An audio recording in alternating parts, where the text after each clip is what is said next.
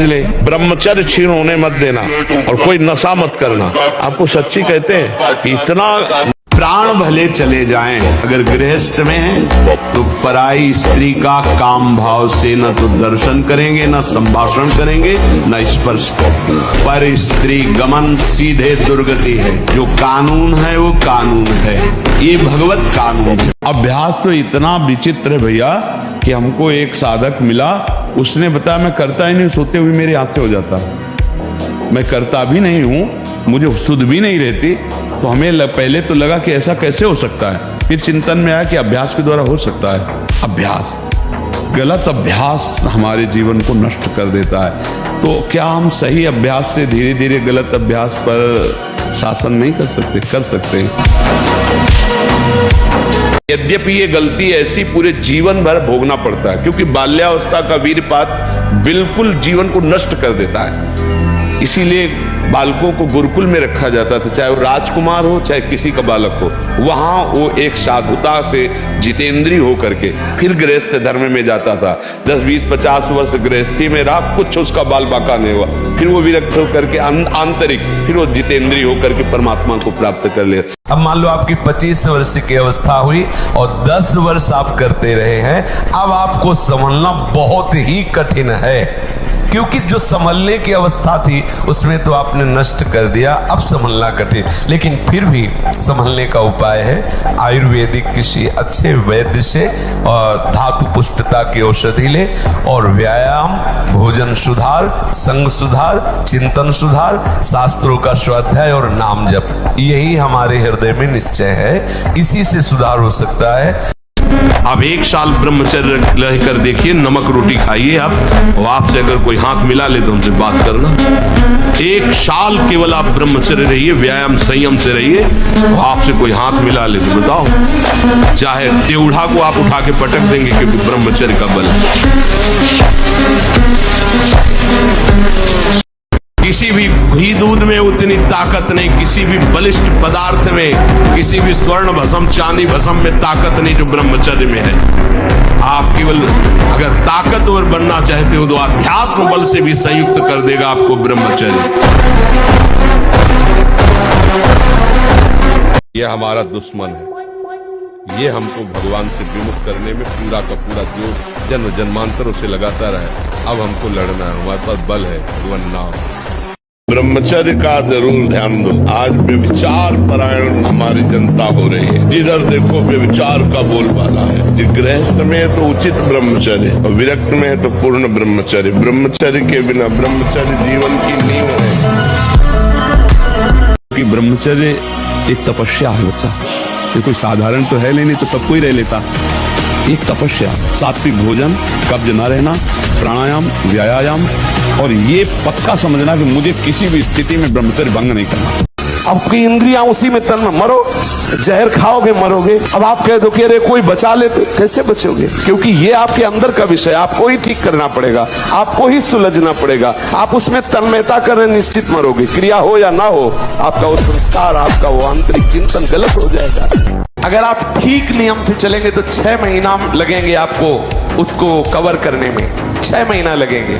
और अगर आपने प्रमाद स्थिति की, वो तो निकल ही जाता है, फिर हमको करने से क्यों मना किया जाता है? तो आप देख लेना, कुछ समय बाद आपकी हालत बहुत गंभीर हो जाएगी, जो आप बता भी नहीं पाएंगे किसी से। क्या गंभीर हो जाएगी?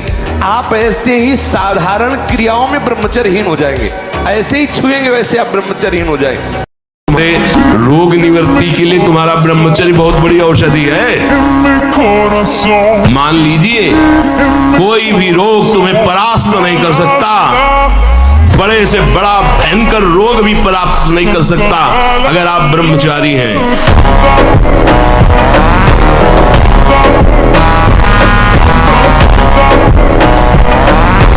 हमने निश्चय किया कि मुझे ब्रह्मचर्य से रहना है। इस निश्चय ने झकझोर दिया काम को। अब वो प्रयासरत है हमें परास्त करने का, पर बार बार ये निश्चय बुद्धि का, क्योंकि अहम ने निश्चय कर लिया कि अब मुझे ब्रह्मचर्य से रहना है। जो जोर की बात कर रहे हैं, पकड़ना महापुरुष है। कभी किसी माता बहन की तरफ पाप दृष्टि न करे, सत्य वचन बोले और भगवान के अधीन रहे, निश्चित भगवान की प्राप्ति हो जाएगी। 3 बातों में ठेका ले लिया तुलसीदास जी। हमारे अंदर एक सुषुम्ना नाड़ी है जो बंद पड़ी है, अगर वो खुल जाए तो अंतराय नाम का खत्म हो जाए। और जब आप साधन पर बैठे तो 10 बार कम से कम अगर आप कर सके, आप 1 महीना ये करके देखिएगा। इससे 10 बार ऐसे करेंगे और एकाग्रता ये करेंगे और नाम लिखने की प्रक्रिया करेंगे। आप 1 महीने करिएगा, फिर आप बताइएगा कि आपको कैसा लगता है।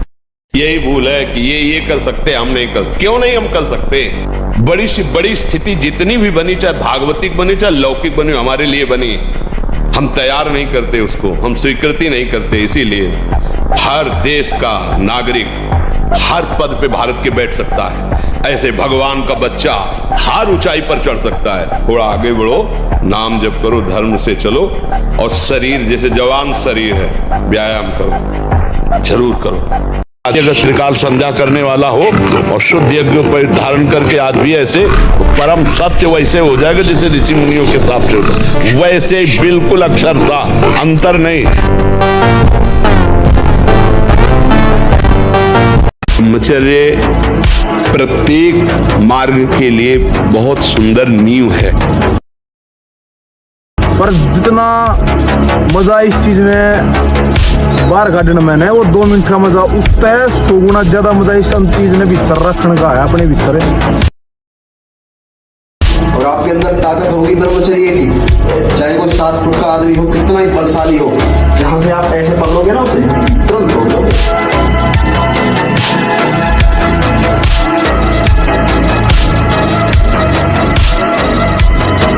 64 श्वासें बाएं करवट के बाद अगर आपको रात्रि में सोना है तो फिर दाएं करवट में तुरंत हो जाएगी। बायां स्वर शीतल नाड़ी चलेगी, चंद्र नाड़ी, इससे आपको स्वप्न दोष नहीं होगा। आप देख लीजिए ऐसा करके। वीर आप नष्ट नहीं करते तो इतने बलवान हो जाते हैं कि एक बार विष को भी वो पचा डालेंगे, इतनी उसमें सामर्थ्य है, आपकी हानि नहीं होने देंगे। शरीर के भीतर बताया था कल भी, एक मनोवाह नाम की नाड़ी है। इस नाड़ी का कार्य है मथानी जैसे नहीं, जो दूध दही का मंथन करे तो मक्खन निकाल देती है, ये इतनी चिंतन से गर्म हो जाती है नाड़ी।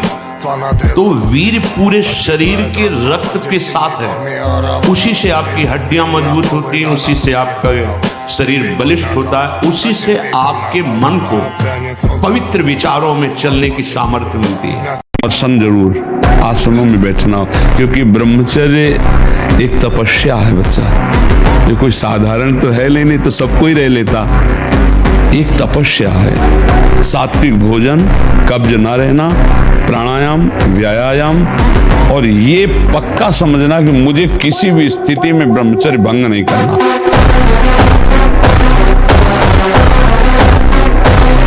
इमली नहीं खानी चाहिए, किसी भी तरह की खटाई नहीं खानी चाहिए, अधिक तेल का प्रयोग नहीं होना चाहिए, लाल मिर्च नहीं होनी चाहिए, कोई भी गरम मसाला नहीं होना चाहिए। ये बहुत बड़ा व्रत है ब्रह्मचर्य, ये अत्यंत आवश्यक है। आपको यदि लगता है झूठ बोलने से हमें 1000 का फायदा हो जाता है, तो 10,000 का पीछे नुकसान आ रहा है जिसे तुम नहीं देख पा रहे हो। माना सत्य बोलने से आपको 4 रुपए मिलेंगे और झूठ बोलने से 400 मिलेंगे, लेकिन आप ध्यान रखना, अगर झूठ बोल के कमाओगे तो ऐसे बच्चे पैदा होंगे कि जिंदगी भर उनकी तुम्हें सेवकाई करनी पड़ेगी और अधर्माचरण में तुम्हारी प्रवृत्ति बढ़ेगी, जीवन भर रोग, प्रपंच, क्लेश, अशांति, इससे आप दुखी रहोगे। देखो, अगर लंगोटी का कच्चा आदमी है तो कुछ भी करे वो उन्नतिशील नहीं हो सकता।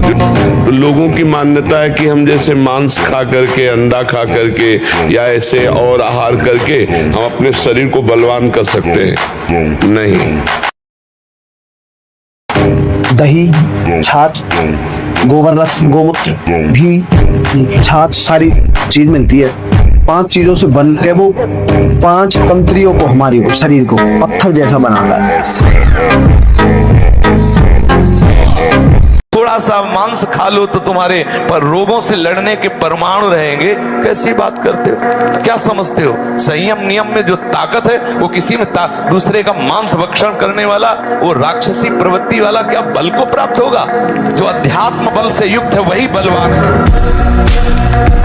किसी अंग का जब हम बार बार उसका प्रयोग तो उसका स्वभाव बन जाता है। जैसे हम हाथ है, आज हमें हम दंड बैठक लगावें तो दर्द होगा, लेकिन हम रोज लगावें तो उसका अभ्यास हो जाएगा।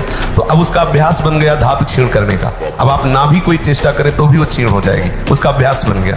अब हम ऐसा तमोगुणी भोजन पाले, बहुत कड़ुआ, बहुत तीखा, बहुत खट्टा, तो वो धातु का क्षरण हो जाएगा, भोजन सही नहीं। कब्ज बन जाए तो उससे नष्ट हो जाएगा। गलत चिंतन हो जाए, जैसे स्वप्न में गलत चिंतन हुआ तो जागृत में उसका परिणाम मिलता है। कई तरह के ऐसे दोष हैं जिनमें हम इन दोषों से अपने आप को नहीं बचा पाते। इस क्रिया के द्वारा सबसे पहला धक्का हृदय पर लगता है। इसका धक्का बार बार लगने से यक्षमा, हृदय रोग और स्मृति का नाश ये शुरू हो जाते हैं। यही रोग हुआ था विचित्र वीर्य को। दो पत्नियों के संयोग में बावरे हो गए, समझ नहीं पाए सिद्धांत को। भयानक हृदय रोग, हृदय का कमजोर हो जाना, जरा सी बात में घबराहट पैदा होना, डर जाना, उत्साहहीन हो जाना, है क्या बात है, एकदम कोई बात नहीं, बेमतलब कल्पना में, पर ये आपके ब्रह्मचर्य नाश का लक्षण है। अब एकाग्रता के लिए पावर चाहिए, अभ्यास का और ब्रह्मचर्य का भी। अभी आप 1 साल ब्रह्मचर्य रहिए, आप फिर देखिए आपके विचार कैसे होते हैं, आपको किस शरीर में कैसी ऊर्जा होती है, आपका प्रतिज्ञा, आपके वचन, आपकी चेष्टा, आपकी क्रियाएं कितनी मतलब पवित्र और साफ स्वच्छ एकाग्र